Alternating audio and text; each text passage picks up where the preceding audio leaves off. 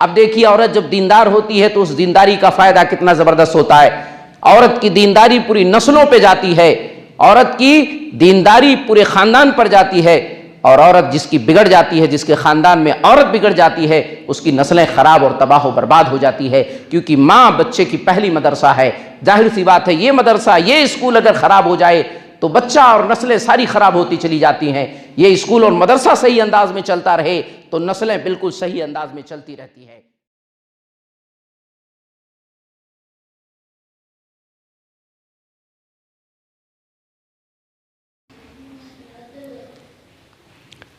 حاضرین جمعہ، نوجوان ساتھیوں، مردہ نشین ماں اور بہنیں، تمام قسم کی حمد و ثنا، تعریف اور توصیف، کبریائی اور بڑائی رب العالمین کے لیے. اس کے بعد بے شمار درود و سلام نازل ہو تمام انبیاء کرام پر، خصوصاً آخری نبی سید الانبیاء شفیع المذنبین تاجدار بطحہ جناب محمد عربی صلی اللہ علیہ وسلم پر.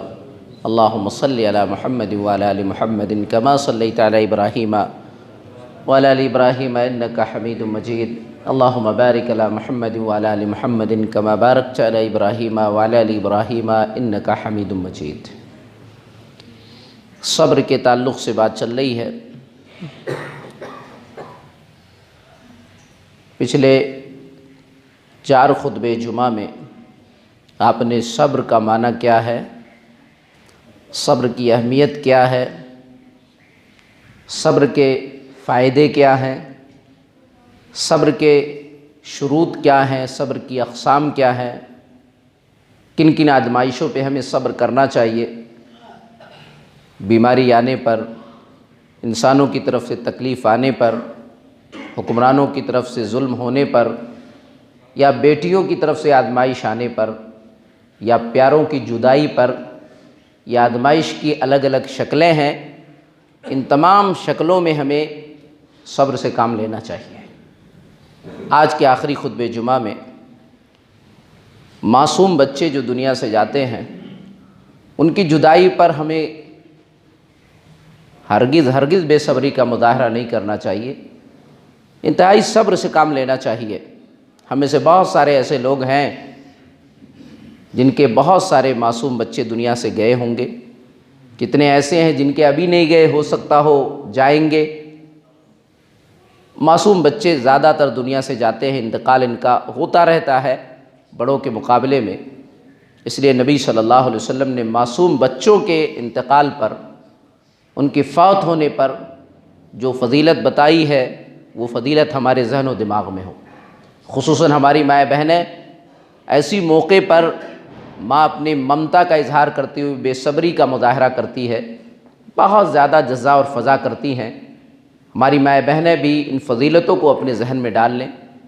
آپ بھی اچھی طریقے سے ان چیزوں کو سمجھ لیں تاکہ اس طرح کے حادثات آپ کے سامنے اگر آئیں یا آئے ہوں تو ان کو سن کر کے آپ خوش ہو جائیں کہ یہ تو میرے نجات کا ذریعہ ہے، یہ تو میرے جنت میں جانے کا ایک بڑا ذریعہ ہے. اللہ کے نبی صلی اللہ علیہ وسلم نے ارشاد فرمایا، صحیح بخاری کتاب الجنائز کی 1381 نمبر کی روایت ہے.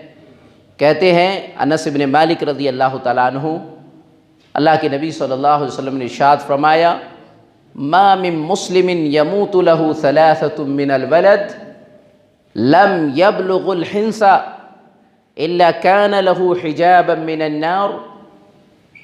اللہ کے نبی صلی اللہ علیہ وسلم نے ارشاد فرمایا، اگر کسی شخص کے جو مسلم ہے، ایمان والا ہے، اس کے 3 بچوں کا انتقال ہو گیا، 3 بچے دنیا سے چلے گئے اس کے بچپن میں، لم یبلغ الحنس، وہ بچے ابھی بلوغت کو نہیں پہنچے ہیں، بچے تھے، معصوم بچے تھے، اور 3 بچوں کا انتقال ہو گیا آپ کے. اللہ کے نبی صلی اللہ علیہ وسلم نے کہا، الا ادخلہ اللہ الجنہ، اگر آدمی صبر سے کام لیتا ہے تو یہ بچے والدین کے لیے جنت میں داخل ہونے کے سبب بنیں گے.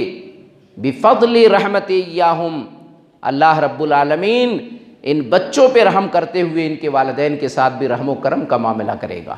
ایک روایت میں ہے اللہ حجابا من النار، یہ اولاد، یہ بچے پردہ بن جائیں گے جہنم سے۔ ایک روایت میں ہے دخل الجنہ، اگر والدین نے صبر کیا اللہ ایسے والدین کو جنت میں داخل کرے گا۔ یہ سارے الفاظ صحیح بخاری کے ہیں۔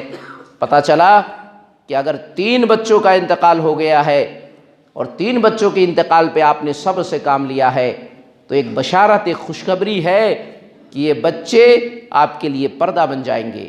ان بچوں کے رحم و کرم کی وجہ سے اللہ رب العالمین آپ کو جنت میں داخل کر دے گا۔ اب سوال یہ ہے کہ اگر کسی کے 3 نہیں 2 ہی دنیا سے گئے تو کیا اس کو یہ فضیلت نہیں ملے گی؟ کیا 3 ہی کے لیے یہ فضیلت ہے صرف؟ اگر 2 کسی کے انتقال ہوئے ہیں تو کیا اس کے لیے فضیلت نہیں ہوگی؟ نہیں، اس کے لیے بھی یہی فضیلت ہوگی۔ اگر 2 بچوں کا انتقال ہوا، اور اس میں فرق نہیں ہے کہ لڑکا ہو تب ملے گا، لڑکی ہے تب ملے گا، کوئی بھی بچہ بچی کوئی بھی ہو، لڑکا ہو لڑکی ہو، بچپن میں کسی کا بھی انتقال ہو رہا ہے، یہ فضیلت سب کے لیے ہے۔ اب اگر 2 کا بھی انتقال ہوا ہے تو 2 کے لیے بھی یہی فضیلت ہے۔ ایسا نہیں ہے کہ 3 کمپلیٹ ہو تب وہ فضیلت پائے گا، اگر 2 کسی کے ہوئے ہیں وہ فضیلت نہیں ملے، 2 کے لیے بھی یہی فضیلت ہے۔ دیکھیے آپ صحیح بخاری کتاب العلم کے اندر 101 نمبر کی روایت ہے، ابو سعید خدری رضی اللہ تعالی عنہ حدیث کے راوی ہیں، کہتے ہیں عورتوں کی جماعت اللہ کے نبی صلی اللہ علیہ وسلم کے پاس آئی، عورتیں آئیں اللہ کے نبی صلی اللہ علیہ وسلم کے پاس۔ جاءت امرات، اللہ کے نبی صلی اللہ علیہ وسلم کے پاس ایک عورت آئی، ایک روایت میں ہے، اور عورت نے کیا کیا کہا؟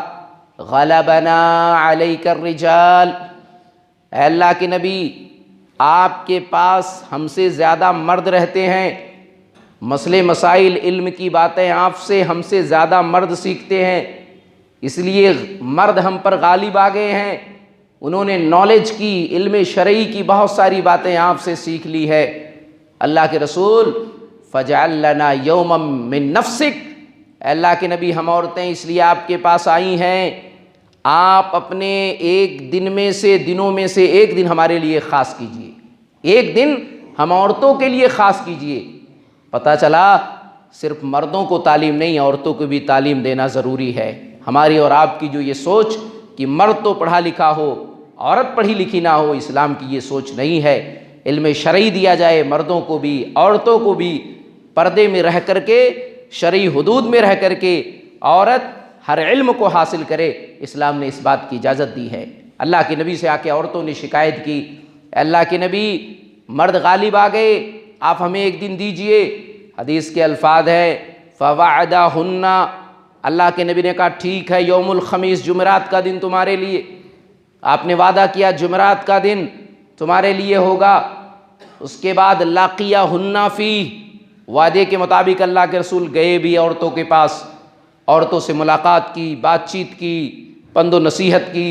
وعدہن وامرہن، اللہ کے نبی نے وعد و نصیحت عورتوں کی اور اللہ کے نبی صلی اللہ علیہ وسلم نے انہیں حکم بھی دیا کئی چیزوں کا۔ آپ نے ایک بات کہی اس وعد میں، کیا بات کہی؟ کہا ما من امرات تقدم لها ثلاثة من الولد الا كان لها حجابا من النار، آپ نے کہا عورتوں سنو، اگر تمہارے 3 بچوں کا انتقال ہو جاتا ہے اور 3 بچوں کے انتقال پر تم صبر کرتی ہو تو یہ بچے تمہارے لیے جہنم سے پردہ بن جائیں گے، جہنم سے تمہیں بچائیں گے۔ ایک عورت اس مجلس میں تھی، وہ عورت کھڑی ہو گئی، وثنین وثنین وثنین، اللہ کے نبی اگر کسی کے 3 بچے نہیں 2 ہی بچے انتقال ہوتے ہیں، 2 ہی بچے انتقال ہوتے ہیں، 2 ہی بچے، تو کیا یہ فضیلت اس عورت کو بھی ملے گی؟ یہ فضیلت اس والدین کو بھی ملے گی؟ اللہ کے نبی نے کیا کہا؟ وثنین وثنتین کے الفاظ بھی آئے ہیں۔ اللہ کے نبی نے کہا ہاں اگر کسی کے 2 ہی بچوں کا انتقال ہوتا ہے وہ صبر کرتے ہیں تو اللہ 2 بچوں کے انتقال پر بھی یہی فضیلت دے گا، اللہ یہی اجر و ثواب اس کو دے گا، اللہ کی طرف سے یہی چیز اسے ملنے والی ہے۔ غور کیجئے اس حدیث میں، پتہ کیا چلا کہ 3 نہیں، اگر 2 ہی بچوں کا انتقال ہو گیا ہے تو یہ فضیلت 2 ہی بچوں کے انتقال کے صبر پر ہمیں مل جائے گی۔ اب سوال یہ پیدا ہوتا ہے کسی کا اگر ایک دنیا سے چلا گیا، 3 نہیں گئے 2 نہیں گئے، ایک ہی بچہ دنیا سے گیا، اس کا کیا ہوگا؟ اس کے لیے بھی بہت بڑی فضیلت کی بات ہے، اگرچہ ایک ہی بچہ دنیا سے کیوں نہ گیا ہو اس کے لیے بھی فضیلت ہے۔ دیکھیے اس سلسلے میں ایک حدیث اور سن لیجیے آپ، کہ ایک بچے کا انتقال صرف ہو گیا اور آپ نے صبر سے کام لے لیا ہے، تو اس صبر کے بدلے میں آپ کو کیا ملنے والا ہے؟ نبی صلی اللہ علیہ وسلم کی حدیث غور سے سنیں، سنن نسائی 2088 نمبر کی روایت ہے۔ قرہ بن معاویہ بن قرہ اپنے والد محترم ایاس سے روایت کرتے ہیں۔ اب ایاس اپنے باپ سے جو روایت کرتے ہیں وہ کہتے ہیں ان رجلا یأتی النبی صلی اللہ علیہ وسلم، ایک آدمی اللہ کے نبی صلی اللہ علیہ وسلم کے مجلس میں آتا تھا، ومعہ ابن لہ، ایک چھوٹا سا بیٹا بھی اس کے پاس تھا، ایک بچہ بھی تھا، ایک ولد بھی تھا اس کے پاس۔ اس بچے کو بھی نبی کے مجلس میں خاص طور سے وہ لے کے آیا کرتے تھے صحابی رسول۔ اللہ کے نبی صلی اللہ علیہ وسلم نے ایک دن دیکھا تو اللہ کے نبی صلی اللہ علیہ وسلم نے کیا کہا؟ سوال کیا آپ نے، اتحبو، اچھا بتاؤ آپ اپنے بیٹے سے محبت کرتے ہو؟ اللہ کے نبی صلی اللہ علیہ وسلم نے سوال کیا، کہا اپنے بیٹے سے محبت کرتے ہو؟ کہا اس صحابی رسول نے، احبک اللہ کما احبہ، اے اللہ کے نبی میں اپنے بیٹے سے جتنا محبت کرتا ہوں میں اللہ سے دعا کرتا ہوں اللہ آپ سے اتنی محبت کرے۔ یہ بات چیت اللہ کے نبی صلی اللہ علیہ وسلم کی اس مجلس میں ہوئی۔ کیا ہوا؟ ففقد النبی صلی اللہ علیہ وسلم، پھر اللہ کے نبی صلی اللہ علیہ وسلم نے دیکھا اس شخص کا آنا بند ہو گیا، مجلس میں نہیں آ رہا ہے۔ اللہ کے نبی صلی اللہ علیہ وسلم نے صحابہ سے سوال کیا، کہا اینا فلان ابن ابنا، کہاں ہیں فلاں؟ میں اپنی مجلس میں ان کو نہیں دیکھ رہا ہوں، کیا بات ہے، کہاں چلے گئے؟ قالوا یا رسول اللہ ماتا، صحابہ نے کہا اللہ کے نبی صلی اللہ علیہ وسلم بات یہ ہوئی جو ان کا بیٹا ان کے ساتھ آتا تھا اس بیٹے کا انتقال ہو گیا، جس کی وجہ سے مجلس میں نہیں آ پا رہے ہیں، جس کی وجہ سے مجلس میں نہیں آئے ہیں۔ اللہ کے نبی صلی اللہ علیہ وسلم کو جب پتہ چلا، حدیث کے الفاظ آپ تعزیت کے لیے فوراً گئے۔ اللہ کے نبی صلی اللہ علیہ وسلم گئے اور جانے کے بعد اس کے والد محترم سے بات کی، ہمت اور دلاسا دلایا۔ آپ نے کیا کہا؟ اتحب ان تأتی بابا من ابواب الجنہ وجدتہ ینتظرک، کہا کیا تم اس بات پر راضی نہیں ہو کہ تمہارا یہ بچہ جو دنیا سے گیا ہے، کل قیامت کے دن جب تم جنت کے دروازوں میں سے کسی دروازے پر جاؤ، وجدتہ ینتظرک، تم اپنے اس بیٹے کو پاؤ، تمہارا بیٹا تمہارے انتظار میں کھڑا ہوا ہے۔ کہا اللہ کے نبی کیوں نہیں؟ کہا تو تمہارے لیے بشارت ہے، سنن نسائی کے الفاظ ہیں، کیا تمہیں اس بات کی خوشی نہیں ہے؟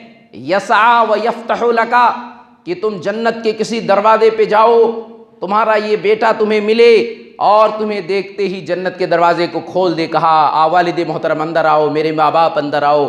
کہا تمہیں اس بات کی خوشی نہیں؟ کہا ہاں اللہ کے نبی کیوں نہیں۔ ایک صحابی رسول اس مجلس میں تھے، فوراً انہوں نے سوال کر لیا کہ اللہ کے رسول الہ خاصۃ، یہ فضیلت صرف انہی کے لیے ہے؟ دیکھیے صحابہ پر اللہ کی رحمتیں ہوں، کس طرح انہوں نے امت کے لیے آسانی کر دی، ہر سوال کو آسان کر دیا، ہر مسئلے کو آسان کر دیا رسول اللہ سے پوچھ کر کے۔ اللہ کے رسول یہ فضیلت جو ابھی آپ نے بتائی کیا انہی کے لیے ہے؟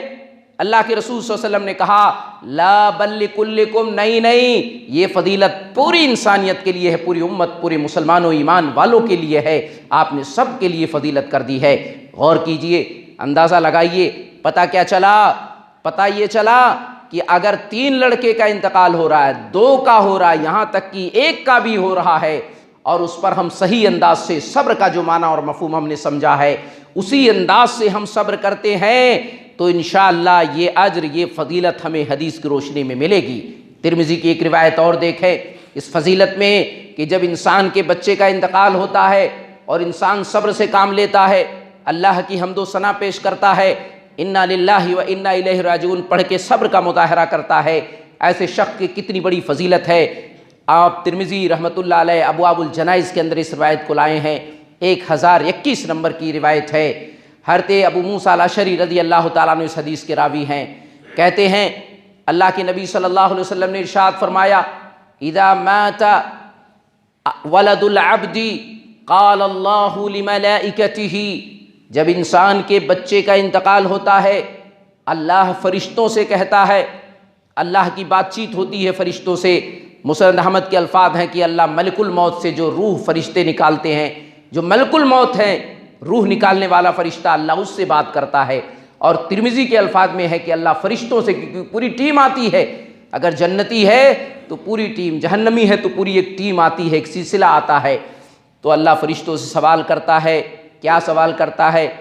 قبضتم ولد عبدی، اللہ سوال کرتا ہے فرشتوں تم نے میرے بندے کے بچے کو، لڑکے کو، اولاد کو فوت کر دیا؟ تو فرشتے کہتے ہیں یقولون، فرشتے کہتے ہیں نام، ہاں اللہ ہم نے اسے موت دے دیا اللہ تیرے حکم سے، اللہ تیرا حکم تھا، ہم نے اس کی روح نکال لی۔ اللہ پھر سوال کرتا ہے، یقولو، اللہ کہتا ہے قبضتم فؤاد ثمرہ، تم نے انسان کے جگر کا پاش، جگر کا جو ٹکڑا تھا، جگر گوشت تھا، دل کا جو ٹکڑا تھا، وہ جگر کے ٹکڑے کو تم واپس لے آئے، تم نے نکال لیا، اسے فوت دے دیا۔ فرشتے پھر کہتے ہیں یقولون نعم، ہاں اللہ ہم نے اس کے جگر گوشے کو، دل کے ٹکڑے کو ہم نے لے لیا۔ اللہ کہتا ہے، پھر سوال کرتا ہے ماذا قال عبدی، میرے فرشتوں جب تم نے روح قبض کی اس بچے کی تو میرے بندے نے کیا کہا تھا؟ فرشتے کہتے ہیں حمدک واسترجع، اے اللہ جب روح قبض ہوئی تھی تو اس نے یہی کہا تھا کہ انا للہ و انا الیہ راجعون، اللہ تیری حمد و ثنا پیش کی تھی، اللہ کا دیا ہوا ہے یہ، اللہ نے لیا ہے، اللہ نہیں دیا تھا، اللہ کی طرف پلٹ کے گیا ہے، اے اللہ اس نے حمد و ثنا پیش کی تھی تیری، اے اللہ اس نے انا للہ و انا الیہ راجعون پڑھا تھا۔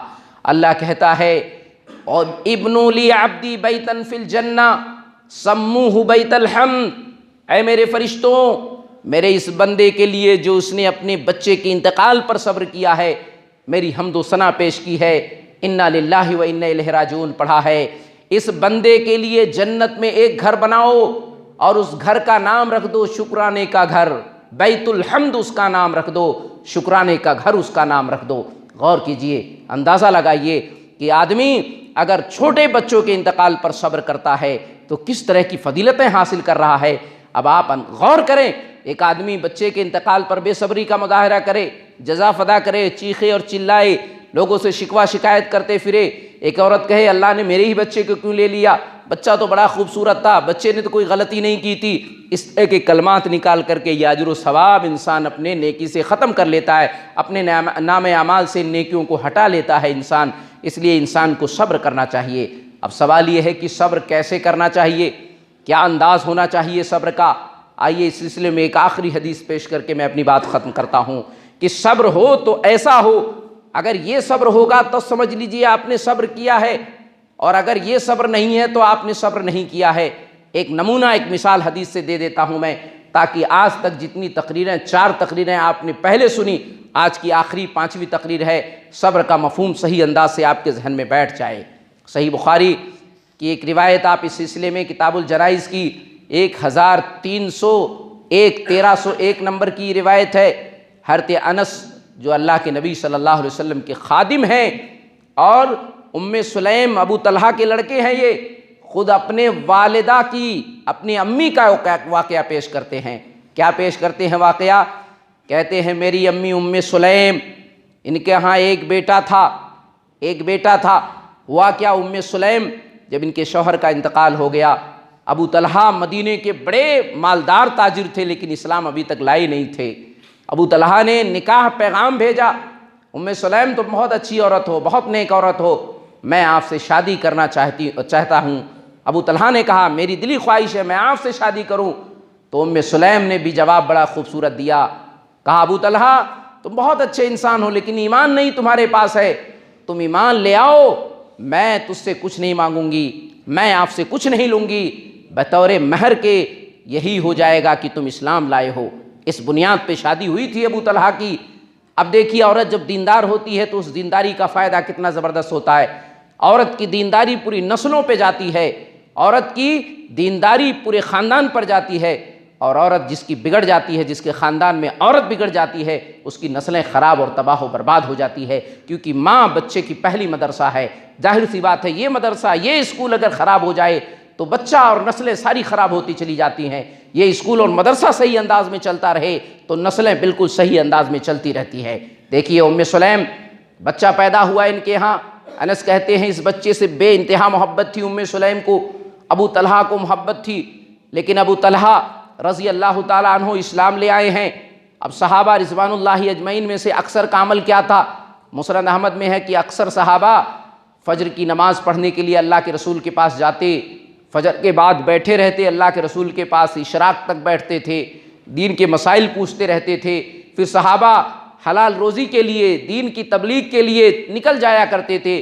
پھر ظہر پڑھ کر کے صحابہ رضوان اللہ اجمعین اپنے گھر آیا کرتے تھے، اور گھر میں آ کے کھانا کھا کے تھوڑی دیر قیلولہ کیا کرتے تھے، اس کے بعد پھر رزق حلال کے لیے نکل جاتے، دین کی تبلیغ دعوت کے لیے جو بھی کام تھا نکل جاتے، اور پھر عشاء پڑھ کے واپس گھر چلے آتے تھے۔ یہ صحابہ کی عام روٹین تھی، صحابہ کا یہ طریقہ تھا، اس طرح وہ کرتے تھے۔ ابو طلحہ کا بھی یہی طریقہ تھا، ایسا کیا انہوں نے۔ بچہ بیمار ہے، گھر سے نکل گئے، ظہر پڑھے، ظہر پڑھ کے واپس آئے، دیکھا بچہ بیمار ہے، پھر نکل گئے۔ اب عشاء تک نہیں آئے ہیں، عشاء میں واپسی ہوئی ہے لیکن بچے کا انتقال ہو گیا ہے۔ ام سلیم نے کہا کوئی بھی گھر میں یہ نہ بتائے کہ بچے کا انتقال ہو گیا میرے شوہر ابو طلحہ کو، جب ابو طلحہ آئیں گے تب میں خود بتاؤں گی، اور کوئی نہ بتائے۔ ظاہر سی بات ہے ان کے گھر میں ساس سسر رہے ہوں گے، ان کے اور بھی بچے رہے ہوں گے، آپ نے سب کو بتا دیا۔ دیکھیے گھر میں دینی تربیت جب ہوتی ہے، دینی ماحول ہوتا ہے تو کس طرح مسائل آسان ہو جاتے ہیں، اور دینی ماحول نہ ہو تو کس طرح مسائل بگڑ جاتے ہیں۔ انہوں نے کہا کسی کو نہیں بتانا ہے۔ اب ابو طلحہ رضی اللہ تعالیٰ عنہ آئے، عشاء پڑھ کر کے پہنچے گھر میں، کہا کیسے بچہ، کیسے بچہ ہے؟ کہا بالکل الحمدللہ پہلے کے مقابلے میں بہت اچھا ہے۔ ادھر بچے کا انتقال ہو گیا ہے، خوشبو میں لپیٹ کر انہوں نے ایک جگہ ایک کونے میں بچے کو سلا دیا ہے سکون سے۔ کہا بچہ بہت سکون و اطمینان سے ہے، اپنے چہرے پر کوئی غم کے آثار نہیں، کوئی بے صبری کے اظہار نہیں اپنے چہرے پر، اور صبر نام اسی چیز کا ہے کہ چہرے سے بھی غم کے آثار ظاہر نہیں ہونا چاہیے، زبان پر بھی شکوہ شکایت نہیں آنا چاہیے، اللہ کے لیے صبر کرنا ہے، اور پہلے ہی صدمے میں جیسے ہی پریشانی ہے جیسے صبر کرنا ہے۔ یہ ساری مثالیں اسی حدیث میں آپ دیکھ سکتے ہیں۔ چہرے پہ غم کے آثار نہیں ہیں، شوہر سے بہت اچھی بات چیت ہوتی ہے، شام کا کھانا کھلایا جاتا ہے شوہر کو، میاں بیوی ایک ساتھ سو جاتے ہیں، مقاربت اور صحبت بھی ہوتی ہے۔ اس کے بعد ابو طلحہ اٹھتے ہیں، غسل کرتے ہیں، فجر کی نماز کے لیے تیاری ہو رہی ہے۔ کہا میرے شوہر یہ بتاؤ، اگر ہمیں عاریتاً ادھار کے طور پر کوئی شخص کوئی چیز دے اور کہے یہ چیز آپ کو فلاں دن تک رکھنا ہے، اور پھر ہم سے واپس مانگے، تو کیا ہمیں وہ چیز واپس کر دینا چاہیے اسے یا نہیں کرنا چاہیے؟ ابو طلحہ نے کہا بالکل کر دینا چاہیے۔ تو کہا سنو، آپ کے لڑکے کا انتقال ہو گیا ہے۔ حدیث کے الفاظ ہیں ابو طلحہ کو تھوڑی سی ٹینشن ہوئی، آپ نے پہلے کیوں نہیں بتایا، لیکن وہ اپنے غم کو کھا گئے اور سیدھے اللہ کے رسول صلی اللہ علیہ وسلم کے پاس پہنچ گئے، اور پوری کہانی رات کی سنا دی کہ اللہ کے نبی صلی اللہ علیہ وسلم آج میرے گھر میں اس طرح کا واقعہ پیش آیا۔ اللہ کے رسول نے کیا کہا؟ بارک اللہ فی لیلتکما، ایک روایت میں ہے لعل اللہ ان یبارک فی لیلتکما، دونوں الفاظ موجود ہیں۔ اللہ کے نبی نے کہا شاید رات کی جو مقاربت آپ کی ہوئی ہے، اللہ اس رات کے ملنے کی وجہ سے برکت دے دے گا۔ ایک روایت میں اللہ کے نبی نے برکت کی دعا کی باقاعدہ، اور ہوا کیا؟ اللہ نے اسی رات بیوی کو حمل میں ٹھہرا دیا، اللہ نے اسی رات اللہ نے برکت ڈالی، بچے کی بشارت آئی، کچھ دنوں کے بعد بچہ پیدا ہوا، اور اس بچے کا نام عبداللہ رکھا گیا۔ آپ نے گھوٹی اللہ کے نبی صلی اللہ علیہ وسلم نے تہنیک کا جو عمل ہوتا ہے رسول اللہ نے عجوہ کھجور سے دیا۔ یہ ساری تفصیلات حدیث میں موجود ہے، غور کیجئے۔ حدیث کے الفاظ میں لاسٹ میں ایک جملہ اور ہے۔ حدیث کے راوی ابی سفیان کہتے ہیں ایک انصاری صحابی مجھے ملے، کہا معلوم ہے اللہ کے رسول نے جو ایک دعا کی تھی ان کے صبر پر، اس صبر کا بدلہ انہیں دنیا میں بھی ملا۔ کہا کیسے ملا؟ کہا اس طرح ملا کہ اللہ نے ام سلیم کو 9 بیٹے دیے، اور کانا کلہ القرآن، 9 کے 9 بیٹے حافظ قرآن بھی بنے۔ یہ سارے کے سارے یہ صحیح بخاری کے الفاظ، 1301 1301 نمبر کی روایت۔ اندازہ لگائیے، غور کیجئے، صبر ہو تو اس انداز کا صبر ہو۔ آپ اس انداز کا اگر صبر ہمارے معاشرے میں ہو، اس طرح ہم صبر کا مظاہرہ کریں تو انشاءاللہ دنیا میں بھی اس کا بینیفٹ ہمیں ملے گا، کل قیامت کے دن ہمیں اس کا بینیفٹ ملے گا۔ اس لیے بہت ضروری ہے صبر کے مفہوم کو سمجھا جائے، اس کو نافذ کیا جائے، اس کو عمل کیا جائے، بے صبری کا مظاہرہ بالکل نہ کیا جائے، کیونکہ بے صبری سے شیطان ہم پر حاوی ہوتا ہے، ہمارے معاملات بگڑ جاتے ہیں، اور صبر سے اللہ کی مدد آتی ہے۔ اللہ ایسے لوگوں کو پسند کرتا ہے، اللہ ایسے لوگوں سے محبت کرتا ہے، اور دنیا اور آخرت میں ان کے لیے آسانی کرتا ہے۔ اس لیے مسلمانوں، یہی میسج اور پیغام ہے کہ آپ نے صبر کے تعلق سے بہت ساری باتیں خلاصے کے طور پر سن لی ہے، بہت ساری باتیں میں نے کھل کھل کے بیان کر دی ہے۔ جو بھی پہلو میں نے بتایا ان تمام پہلو کو ذہن میں بیٹھائیں، اور صبر کا جو صحیح معنی میں صبر ہے، یعنی اللہ کے لیے صبر کرنا ہے، زبان پر اور چہرے پہ اس کے آثار ظاہر نہیں ہونا چاہیے، اور مصیبت آتے ہی صبر کرنا ہے، یہ چیزیں شامل ہے صبر میں۔ اگر ایسا ہے تو گویا آپ صبر کرنے والے ہیں، اور اگر یہ چیزیں نہیں موجود ہیں تو گویا صبر نہیں ہے۔ اب سورہ سبا کی آیت نمبر 19 میں نے پڑھی تھی، اس میں پہلی آیت تھی قوم سبا کی۔ اس پورے واقعے میں جو قوم سبا کا واقعہ بیان کیا گیا، ان فی ذلک لآیات لکل صبار شکور، پہلے صبر کرنے والوں کے لیے، پھر شکر کرنے والوں کے لیے۔ اب انشاءاللہ آئندہ خطبہ جمعہ میں شکر کیا ہے، شکر کی اہمیت کیا ہے، اس کی فضیلت کیا ہے، کن کن نعمتوں میں ہمیں شکر گزاری کرنا چاہیے، شکر گزاری کرنے کا طریقہ کیا ہے۔ آج ہمارے معاشرے میں یہ بھی چیزیں تقریباً ختم ہے۔ لوگ یہ سمجھتے ہیں کہ میں نے بس الحمدللہ کہہ لیا، بس ماشاءاللہ کہہ دیا، کافی ہے، زبان سے ادا کر دیا۔ تو شکر کے تعلق سے جو بھی باتیں انشاءاللہ آنے والے خطبہ جمعہ میں اس کو بیان کیا جائے گا۔ ہم اللہ سے دعا کریں گے جو بھی باتیں کہی گئی سنی گئی، اللہ کہنے سننے زیادہ ہمیں سمجھنے، عملی زندگی میں سے نافذ کرنے کی توفیق عطا فرمائے۔ اللہ صبر کا جو حقیقی مفہوم ہے اللہ ہمیں سمجھنے اور عملی زندگی میں اسے نافذ کرنے کی توفیق عطا فرمائے۔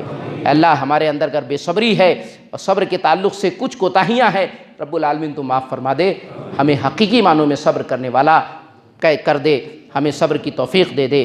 اے اللہ، ہم میں سے بہت سارے لوگ بیمار ہوں گے، اللہ انہیں شفائے کامل اور عاجل عطا فرما۔ اللہ بہت سارے لوگ پریشان حال ہوں گے، اللہ جہاں بھی جو بھی ہے، جس بھی پریشانی میں ہے رب العالمین تو جانتا ہے، اللہ ان کی پریشانیوں کو دور فرما دے۔ اللہ جو ہمارا آخری وقت ہو، ہماری زبان سے کلمہ لا الہ الا اللہ جاری اور ساری ہو۔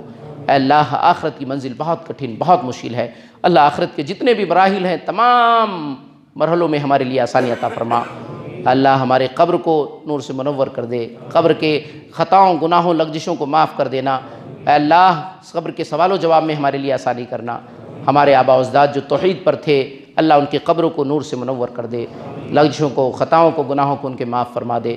اللہ میدان حشر کی جتنی سختیاں، ان سختیوں سے ہماری حفاظت فرما دے۔